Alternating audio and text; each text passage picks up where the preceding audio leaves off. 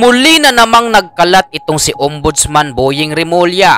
Paano ba naman kasi? Pinagdiinan ba naman nito na legal daw di umano ang tax evasion at tax avoidance? Ibig sabihin, pwede pala tayong hindi na magbayad ng tax sa pamahalaan. Kaya pati itong si Loche Cruz Valdez ay hirap siyang paniwalaan.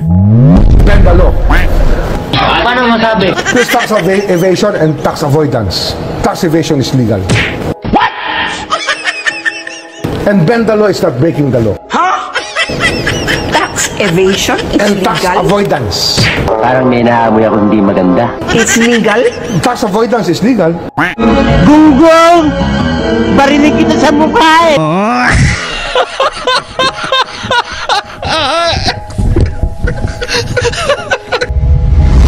Noong natanong naman itong si Boying Remulla nitong si Senator Erwin Tulfo na pwedeng baluktutin ang batas, ay sumang-ayon itong loko. Saan ka ba naman nakakita ng isang matinong abogado na sasang-ayon sa pahayag niyang bend the law?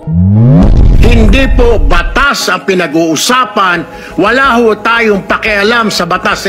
Sometimes, you have to bend the law to be able to please the people. Mas mataas po ang taong bayan sa batas. Am I right, Secretary Remulla? Yes, sir. Yes, sir.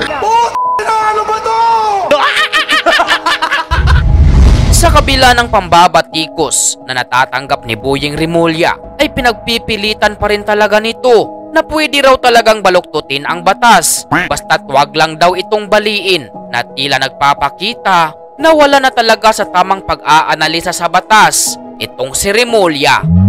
Yan. Marami tayong laws that back up the fact that we want restitution. Pero we don't want to engage in illegal argument. Hindi, parang kay Erwin Tulfo.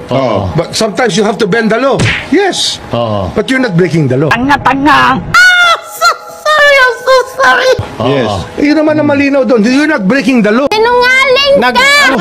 There's nothing wrong with bending the law kasi bending lang yan eh. Parang ruler yan. Pwede mong within the bounds. Within the bounds yan, di ba?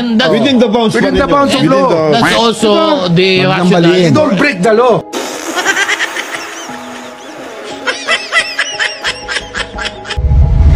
Bunga ng kabaluktutan at pagkabend ng utak nitong si Boying Remulla ay dumating na talaga sa punto na pati itong tauhan niya sa DOJ na si OIC Secretary Frederick Vida ay nilaglag na siya. In our famous statement, sometimes you have to bend the law to please our people. You're familiar with that? Not so familiar with that. How come you're not familiar with that? May I refresh your memory? Yes, thank you. We were talking about, this issue of restitution hanggang dumating yung isang point where one of us made a suggestion. Sometimes we have to bend the law in order to please the people. And he asked the former Secretary of Justice for affirmation. Am I correct, Mr. Secretary? The Secretary said, yes, sir. Yes, sir. You agree with the affirmation of the Secretary of Justice? I do not agree. Thank you.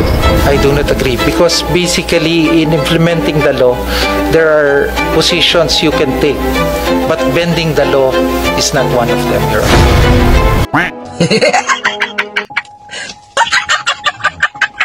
Sorry. Senator Marcolita, pangaralan mo nga itong si Bendalo Boying Remulla na naging ombudsman lang dahil sa lakas ng kapit sa amo niya. You cannot bend the law. No one is above the law, sabi pa nga natin. And the overarching principle in the promulgation of our Constitution is upholding the rule of law. No one should bend the law. Not even in imagination. Mahirap po yun.